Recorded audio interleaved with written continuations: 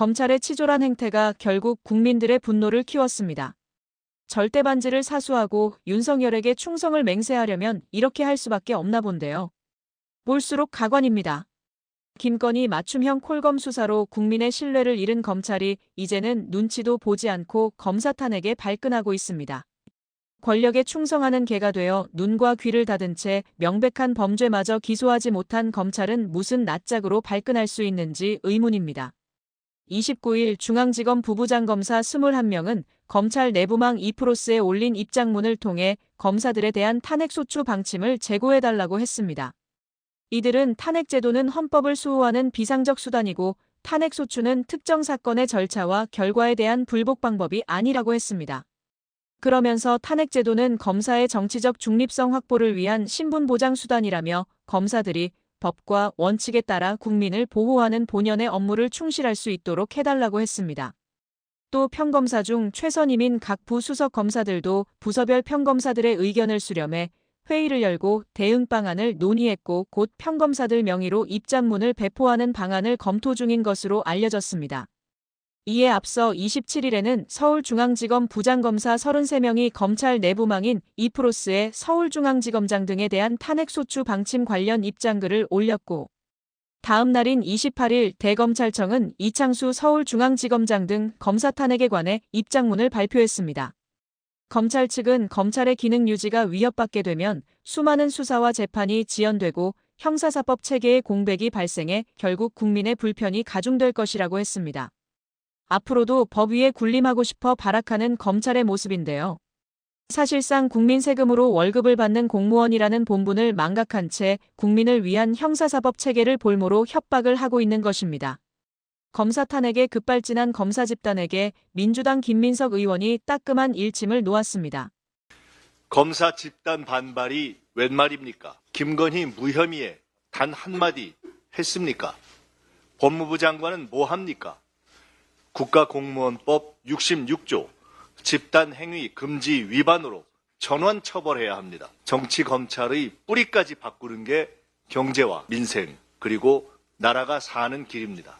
밥그릇이 걸린 문제에 기를 쓰고 하나가 된 검찰의 반발은 도이치모터스 주가 조작 의혹을 받고 있는 김건희에 대한 무혐의 처분을 이유로 민주당이 검사 탄핵을 추진하면서 시작됐습니다. 민주당은 이창수 서울중앙지검장과 조상원 4차장 검사, 최재훈 반부패 수사이부장 탄핵안을 다음 달 2일 국회 본회의에 보고하고 이틀 뒤인 4일 표결을 하겠다는 방침인데요. 이번 탄핵안에는 김건희 주가 조작 사건과 명품백 수수 의혹과 관련해 수사 과정에서 불공정한 조사 및 특혜성 조사가 이뤄진 점 등을 근거로 해 탄핵 소추를 진행하는 것으로 알려졌습니다. 특히 디올백 사건의 경우 무장 병력이 있는 대통령실 경호처 부속시설에서 출장 조사가 이뤄진 점, 당시 경호 프로토콜을 이유로 대통령실 경호처 직원들이 검사의 휴대전화까지 압수한 상태에서 조사가 이루어진 점, 이창수 지검장이 당시 이원석 검찰총장에게 보고도 하지 않고 비공개 수사를 진행한 점 등을 고려했을 때 명백히 불공정 특혜 조사가 진행된 것 아니냐는 주장이 포함될 것으로 보입니다. 검찰의 이른바 살아있는 권력에 대한 수사 행태가 검사 탄핵 소추안에 적나라하게 담겼다는 게 야권과 시민사회의 전반적인 평가입니다. 사실상 권력에 무릎 꿇은 검찰 수사였다는 평입니다. 갖은 특혜 속에서 이뤄진 검찰의 수사는 전 국민의 관심사였지만 어처구니없게도 불기소 처분이라는 결론에 이르렀습니다. 서울중앙지검 수사팀은 당시 최재형 목사가 개인적 소통을 넘어 대통령 직무와 관련해 청탁하거나 선물을 제공했다고 볼 수 없고 단순 감사 표시라며 무혐의 결론을 냈습니다.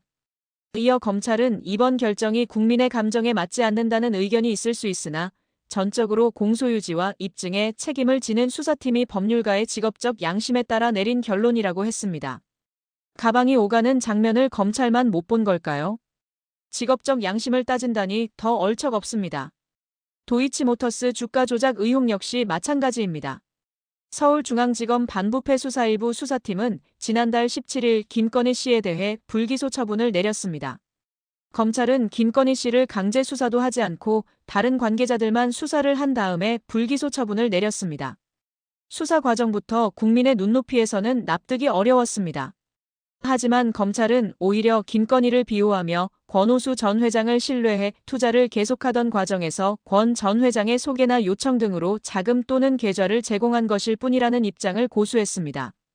주가 조작에 사용된 김건희 계좌는 공소시효를 이유로 들여다보지도 않았으며 주가 거래 직후 증권사 직원과 김건희 씨가 한 통화 녹취록이 뻔히 증거로 제출돼 있음에도 혐의를 구체화할 수 없다고 반박했습니다. 김건희 변호인단을 방불케 하는 검찰은 국정농단 사태로 매주 광장에 국민들이 쏟아져 나오는 현실을 외면하고 있는 모습입니다. 검찰의 만행은 여기서 끝이 아닙니다.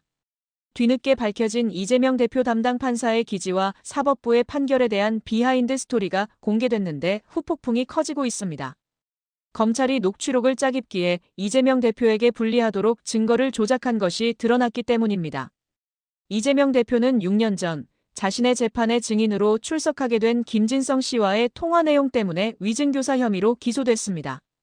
백현동 개발 사업을 수사 중이던 검찰이 개발 사업자인 김진성 씨의 휴대전화에서 이재명 대표와의 통화 녹취록을 발견하고 이를 문제 삼은 것이었습니다. 문제는 이 통화 녹취록에서 검찰은 이 대표가 마치 거짓 증언을 요구하는 것처럼 일부 내용만 부각시켜 공소장을 짜깁기 한 것으로 드러났습니다.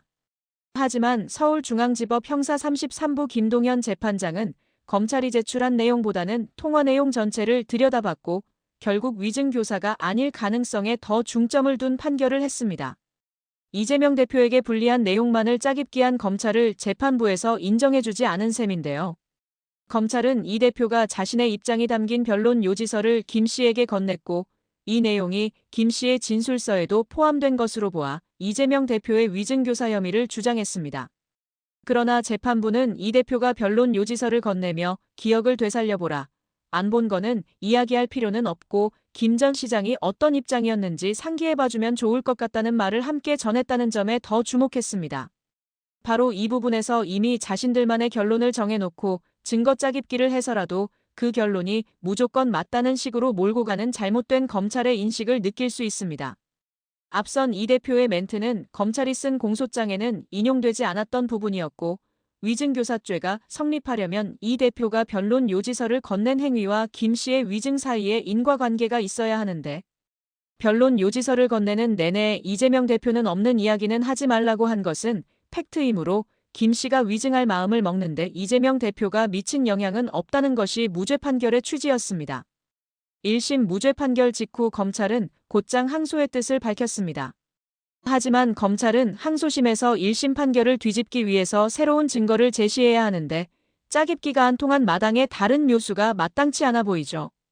본인들 권력 유지에는 똘똘 뭉쳐서 집단행동을 마다하지 않고 증거 조작까지 서슴지 않는 이런 검찰 조직을 어떻게 국민들이 믿을 수 있을까요?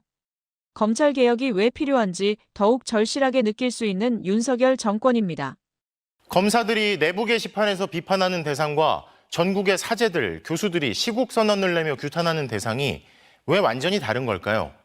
진짜 용기 있는 행동이 무엇인지 사람들이 모르지 않습니다.